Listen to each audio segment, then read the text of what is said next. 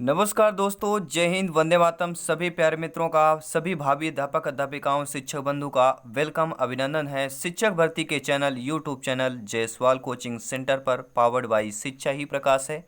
दोस्तों, बात करेंगे मैथ्स पेडागोजी के प्रैक्टिस सेट नंबर 6 की बात करेंगे आपके सिलेबस, आपके एग्जाम पैटर्न पर, क्योंकि सिलेक्शन यहाँ पर 101% श्योर एंड प्योर की बात करेंगे, क्योंकि तैयारी हर एक क्वेश्चन, हर एक सेशन, हर एक प्रैक्टिस सेट आपके सिलेबस, आपके एग्जाम पैटर्न के अकॉर्डिंग प्रिपरेशन किया जाता है, तैयार किया जाता है। तो चलिए शुरुआत करते हैं। इस प्रैक्टिस सेट में 15 पेडागोजी के प्रश्न हम देखने वाले हैं। तो ये 10 से 12 मिनट बहुत ही इंपॉर्टेंट होने वाले हैं। तो चलिए शुरुआत करते हैं पहले प्रश्न से कि पर्यवेक्षित स्वाध्याय विधि का गुण है। आप सभी लोग भावी अध्यापक अध्यापिकाएं हैं, आप ज्ञानी सबक व्याख्याता लोग हैं, और आपका सम्मान मैं हमेशा करता हूं, और हर एक व्यक्ति करता है उस शिक्षक का सम्मान जो राष्ट्र निर्माण में सबसे बड़ा योगदान होता है। जी हाँ, सभी को नमन है। बात करेंगे पर्यवेक्षित स्वाध्याय विधि की बात करेंगे। व्यक्तिगत क्रियाओं में विधि का गुण है। पिछड़े बालकों को शिक्षा उपयुक्त ढंग से देना है। छात्रों की पाठ्यवस्तु की गहनता से विकास करना है, या उपर्युक्त सभी की बात करेंगे। देखिए दोस्तों, पर्यवेक्षित स्वाध्याय विधि का गुण पूछा जा रहा है, गुण और दोष, लेकिन यहाँ पर गुण पूछा गया, यानी अच्छाई पूछी जा रही है। तो पर्यवेक्षित स्वाध्याय विधि की अच्छाई व्यक्तिगत क्रियाओं विधि का गुण कहलाता है। पिछड़े बालकों को शिक्षा उपयुक्त ढंग से देना होता है। छात्रों की पाठ्यवस्तु गहनता से विकास करना भी होता था। उपर्युक्त सभी ऑप्शन, डी ऑप्शन की बात कर रहे हैं। दोस्तों, दूसरा प्रश्न आप लोगों की स्क्रीन पर आ चुका है, और हर एक प्रश्न, हर एक सेशन का आपको कमेंट करना है और बताना भी है इस 15 में से आपका स्कोर कितना है, 10 प्लस है, 12 प्लस है, या 15 में से 15 है। आपको कमेंट के माध्यम से, फीडबैक के माध्यम से बताना है, अपना स्कोर चेक करना है। तो रेखा गणित का संबंध दोस्तों किससे होता है? संख्याओं से, प्रसार व विस्तार से, अंकों से, या प्रतीक चिन्हों से। देखिए, रेखा गणित, रेखा माना ए बी कोई रेखा है, दो बिंदुओं को मिलाने वाली एक क्या है? रेखा कहलाती है। तो रेखा का संबंध किससे होता है? प्रसार और विस्तार से होता है। ज्यामिति या रेखा गणित या जियोमेट्री गणित की 3 विशाल संख्याओं में से, शाखाओं में से एक है। जो गणित की 3 शाखाएं होती हैं उनमें से विशाल संख्याएं जो आपकी 3 हैं, उनमें से ज्यामिति या रेखा गणित विशाल कहलाती है, प्रमुख शाखा है। और इसमें बिंदु, रेखा, तल, ठोस चीज़ों के गुण स्वभाव, मापन और उनके अंतरिक्ष के सापेक्षिक जो है स्थिति का अध्ययन किया जाता है। ज्यामिति ज्ञान की सबसे प्राचीन शाखाओं में से एक है। प्रश्न आ गया कि ज्ञान की सबसे प्राचीन शाखा कौन सी है? तो आपकी ज्यामिति कहलाती है। तीसरा प्रश्न है, गणित सभी विज्ञानों का सिंह द्वार और कुंजी है, यह विचार किसने कहा था? बहुत ही इंपॉर्टेंट सेशन है, इंपॉर्टेंट क्वेश्चन है, बहुत ही नॉर्मल साधारण सा प्रश्न है। नॉर्मल साधारण इसलिए प्रश्न है, ये सभी टीटी एग्जाम में पूछा गया प्रश्न है, आप सभी लोगों को पता होगा हम किसकी बात कर रहे हैं। तो गणित का सभी विज्ञानों का सिंह द्वार और कुंजी है, किसने कहा था? रोजर बेकर ने कहा था। ऑप्शन नंबर सी की बात कर रहे हैं। अब बात कर रहे हैं दोस्तों अगले प्रश्न की, कि पाठ्यक्रम निर्माण के सिद्धांत पूछा जा रहा है। किसकी बात कर रहे हैं? पाठ्यक्रम निर्माण के सिद्धांत की बात कर रहे हैं। समन्वय व सुसंगठितता का सिद्धांत, उपयोगिता व जीवन से संबंधता का, क्रियाशीलता व परिवर्तनशीलता का, या हम बात कर रहे हैं उपर्युक्त सभी का। देखिए दोस्तों, पाठ्यक्रम निर्माण के सिद्धांत कौन से कहलाते हैं? आप सभी लोग कमेंट के माध्यम से, फीडबैक के माध्यम से जरूर बताइएगा। तो पाठ्यक्रम निर्माण में जो सिद्धांत कहलाता है वह हमारा समन्वय व सुसंगठितता का सिद्धांत कहलाता है, उपयोगिता व जीवन से संबद्धता का सिद्धांत कहलाता है, क्रियाशीलता व परिवर्तनशीलता का सिद्धांत कहलाता है। अर्थात ये सभी कहलाएंगे। ऑप्शन नंबर डी सही हो जाएगा। पांचवा प्रश्न है, आई होप सभी प्यारे मित्रों ने इस क्लास को, इस वीडियो को एक बार आपके शिक्षक होने के नाते एक बार दिल से आप लोगों ने लाइक कर दिया होगा। बहुत बहुत धन्यवाद सभी साथियों का।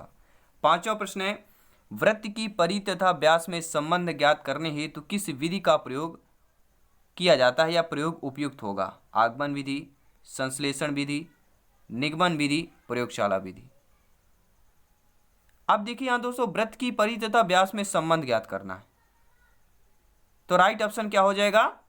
वृत्त की परिधि और व्यास का संबंध निकालने के लिए, जानने के लिए जिस विधि उपयुक्त होगी वह होगी प्रयोगशाला विधि।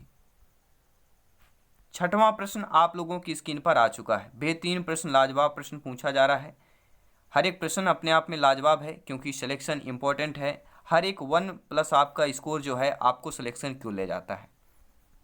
छठवां प्रश्न है, किसी विधि के अंतर्गत यह निर्धारित किया जाता है कि पूरे अध्याय में कितने शीर्षकों के अंतर्गत व कितने कालांशों व किन किन दिनों को पढ़ाना है। देखिए आप शिक्षक बंधु है, जब आपकी नियुक्त होगी अध्यापक अध्यापिका शिक्षिका बनेंगे तब आपको पता चलेगा कि कोई ऐसी विधि जिसके अंतर्गत यह निर्धारित किया जाता हो कि पूरे अध्याय में कितने शीर्षक के अंतर्गत कितने कालांशों या किन किन दिनों को पढ़ाना है, वह विधि आगमन विधि, खोज विधि, निगमन विधि या इकाई योजना विधि।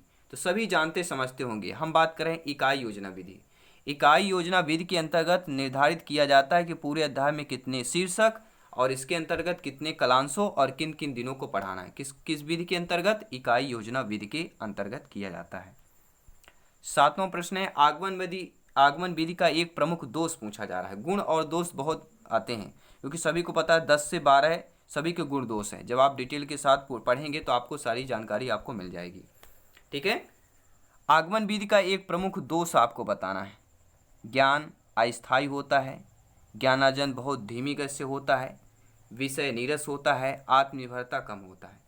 देखिए दोस्तों, प्रमुख दोष आपको बताना है। तो आगमन विधि का प्रमुख दोष, जबरदस्त जो दोष कहलाता है वह ज्ञानार्जन बहुत धीमी गति से होता है। ज्ञान का जो अर्जन है या सीखना जो है बहुत धीमी गति से होता है। यह आगमन विधि का एक प्रमुख दोष कहलाता है। आठवां प्रश्न दोस्तों, संश्लेषण विधि के संदर्भ में कौन सा तथ्य जो है गलत दिया गया है? किसके संदर्भ में? संश्लेषण विधि के। संश्लेषण मतलब इकट्ठा करना। जैसे मान लीजिए 4-5 पॉइंट हो गए, गोला है, इनको इकट्ठा कर दिया है, एक बड़ा गोला बना दिया है, संश्लेषण विधि कहलाती है। ये एक वैज्ञानिक विधि है, यह रटने की विधि है, विश्लेषण से पहले प्रयुक्त होता है, यह इसमें समय व शक्ति दोनों कम लगते हैं। देखिए संश्लेषण विधि के संदर्भ में कौन सा तथ्य गलत दिया गया है? देखिए संश्लेषण विधि वैज्ञानिक विधि है, यह रटने वाली विधि है, इस समय शक्ति दोनों कम लगता है, लेकिन विश्लेषण से पहले प्रयुक्त होता है, यह आपका दो गलत दिया गया है। विश्लेषण से पहले जो है संश्लेषण का प्रयोग नहीं होता, पहले विश्लेषण होता है, इसके बाद विश्लेषण मतलब होता है कोई भी चीज़ को छोटे छोटे भागों में बांट देना, कई भागों में कर देना जिससे आसान होता है। तो पहले विश्लेषण बाद में संश्लेषण का प्रयोग होता है। लेकिन यहाँ पर दिया गया कि संश्लेषण विधि के संदर्भ में कौन सा तथ्य गलत है कि विश्लेषण से पहले प्रयोग होता है। नहीं, संश्लेषण जो विश्लेषण के बाद जो है संश्लेषण का प्रयोग होता है। यहाँ पर उल्टा दिया गया, इसलिए यह कथन आपका तथ्य गलत दिया गया है।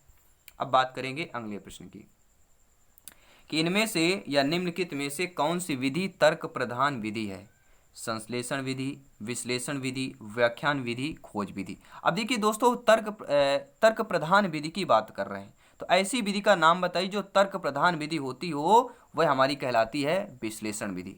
विश्लेषण विधि कैसी होती है? तर्क प्रधान विधि हो कहलाती है। कोई भी डाउट हो कमेंट करें, फीडबैक करें, अपना अपना ओपिनियन आप लोग बता सकते हैं कमेंट बॉक्स पर। कमेंट बॉक्स आप सभी के लिए ओपन है, तो ज़रूर कमेंट करें, फीडबैक करें। दोस्तों, बालकों को कम से कम बताना चाहिए एवं उन्हें अधिक से अधिक स्वयं सोच निकालने के लिए प्रेरित करना चाहिए, यह सिद्धांत लागू होता है। यानी बालकों को कम से कम बताएं। आप जब भावी अध्यापक अध्यापिका बनेंगे तो बालकों को कम से कम बताएं और उन्हें अधिक से अधिक बालकों को सोचने का मौका दें, वह अपने से सोचकर फिर बता सकें, तभी तो उनकी एबिलिटी कैपेसिटी पता चल जाएगी। ठीक है, तो यह सिद्धांत किस पर लागू करता है? तो यह कहलाती है ह्यूरिस्टिक विधि। ठीक है, डी ऑप्शन सही हो जाएगा। अब देख लेते हैं दोस्तों अगला प्रश्न। और नोट्स पीडीएफ फाइल फ्री में प्राप्त करना है तो आज ही ज्वाइन करें, टेलीग्राम ऐप इंस्टॉल करें और वहां पर सर्च करें जायसवाल कोचिंग सेंटर, आपका अपना यूट्यूब परिवार, शिक्षकों का परिवार। बात करेंगे अगले प्रश्न की कि निम्नलिखित में से कौन सा सिद्धांत प्रयोजना विधि का नहीं है? निगेटिव और नकारात्मक प्रश्न है। क्रियाशीलता, वास्तविकता, उपयोगिता, मूल्यांकन। आप सभी जानते हैं कि प्रयोजना विधि का जो सिद्धांत क्रियाशीलता है, वास्तविकता और उपयोगिता, यानी उपयोगिता, वास्तविकता और क्रियाशीलता, ये तीनों जो हैं सिद्धांत प्रयोजना विधि के हैं, लेकिन मूल्यांकन आपका नहीं है। तो according to question right option number मूल्यांकन डी ऑप्शन हो जाएगा, क्योंकि यह नेगेटिव नकारात्मक प्रश्न था। अब बात करेंगे दोस्तों अगले प्रश्न की। गणित शिक्षण में पाठ्य पुस्तक का उपयोग निम्नांकित कारण से किया जाता है। किस कारण से किया जाता है? गणित शिक्षण में, मैथ्स पेडागोजी में पाठ्य पुस्तक का उपयोग प्रायोगिक कार्यों हेतु, प्रस्तावना हेतु, उदाहरण एवं चित्रों हेतु या उपर्युक्त छवि हेतु। तो आप सभी जानते हैं कि गणित शिक्षण में पाठ्य पुस्तक का जो उपयोग है या यूज है वह प्रायोगिक कार्यों हेतु भी किया जाता है, प्रस्तावना हेतु भी किया जाता है और उदाहरण चित्रों के द्वारा के लिए भी किया जाता है। अर्थात उपर्युक्त सभी डी ऑप्शन यहाँ पर सही हो जाएगा। बात करेंगे दोस्तों अगले प्रश्न की। अगला प्रश्न पूछा जा रहा है कि जिस विधि से पहले उदाहरण और बाद में नियम बताया जाए वह कौन सी है। तो हम बचपन से पढ़ते आ रहे हैं, जब भी हमने डीएड बीएड किया होगा वहाँ से यह पेडागॉजी यह प्रश्न पढ़ते आ रहे हैं कि वह ऐसी विधि जो उदाहरण से नियम की ओर बताया जाए वह हमारी कहलाती है आगमन विधि, और ऐसी विधि जो नियम से उदाहरण की ओर बताया जाए वह कहलाती है निगमन विधि। तो अकॉर्डिंग टू क्वेश्चन उदाहरण टू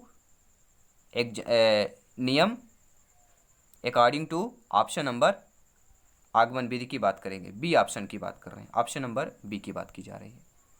अगला प्रश्न है, 2 प्रश्न इसको भी कंप्लीट करते हैं, इस क्लास को कंटिन्यू करते हैं। हर एक सेशन हर एक क्लासेज इंपॉर्टेंट है, आप सभी को पता है, क्योंकि सिलेक्शन यहाँ पर 101% श्योर एंड प्योर है, क्योंकि तैयारी आपके सिलेबस के एग्जाम पैटर्न के रिगार्डिंग चल रही है। हर एक भाई बहन एक गृहिणी का सभी का वेलकम है, जिनका सपना है गवर्नमेंट जॉब पाना, गवर्नमेंट टीचर बनना, अध्यापक अध्यापिका बनना। बात करेंगे दोस्तों उच्च प्राथमिक स्तर पर गणित के लिखित कार्य में अधिकांश त्रुटियां संबंध रखती हैं मूलभूत क्रियाओं से, एक नियम से, दशमलव भिन्न से या उपर्युक्त सभी से। अब यहाँ पर आपको लोगों को कमेंट करके बताना है कि देखिए यहाँ पे प्राथमिक स्तर की नहीं बात कर रहे हैं, उच्च प्राथमिक स्तर पर गणित के लिखित कार्य में अधिकांश त्रुटियां किससे संबंधित रखती हैं? मूलभूत क्रियाओं से संबंधित रखती हैं। 15वां प्रश्न है, सभी लोग कमेंट करेंगे, रेखा गणितीय आकृतियों के शिक्षण में सर्वप्रथम प्राप्त उद्देश्य होता है। किसकी बात कर रहे हैं दोस्तों? रेखा गणित की जो आकृतियां होती हैं उनके शिक्षण में सर्वप्रथम प्राप्त उद्देश्य ज्ञानात्मक होता है, अवबोधनात्मक होता है, अनुप्रयोगात्मक होता है या कौशलात्मक होता है। अब आपको नीचे कमेंट बॉक्स में कमेंट करके फीडबैक करके बताना है कि 15 में से आपने कितना स्कोर प्राप्त किया, 10 प्लस किया, 12 प्लस किया या 15 ऑफ 15 किया। तो इसका हम आंसर जान लेते हैं दोस्तों। आंसर क्या होगा, सभी कमेंट करें। रेखा गणित की आकृतियों के शिक्षण में सर्वप्रथम जो प्राप्त उद्देश्य होता है वह होता है कौशलात्मक। किसकी बात कर रहे हैं? कौशलात्मक की बात कर रहे हैं। कोई भी डाउट हो कमेंट करें, फीडबैक करें। सभी प्यारे मित्रों का वेलकम, अभिनंदन है। हर एक प्रैक्टिस सेट आपके चल रहे हैं, हर एक क्लास हर एक सब्जेक्ट के चल रहे हैं। टोटल तैयारी आउट ऑफ 150 में से 125 प्लस का जो टारगेट है वो जरूर अचीव होगा। हर एक क्लास ज्वाइन करें। इससे पहले अगर आपने सब्सक्राइब नहीं किया सब्सक्राइब करें, बेल आइकन प्रेस करें ताकि लेटेस्ट नोटिफिकेशन हर एक क्लास का आपको मिलता रहे। सभी मित्रों को जय हिंद, वंदे मातरम, धन्यवाद दोस्तों।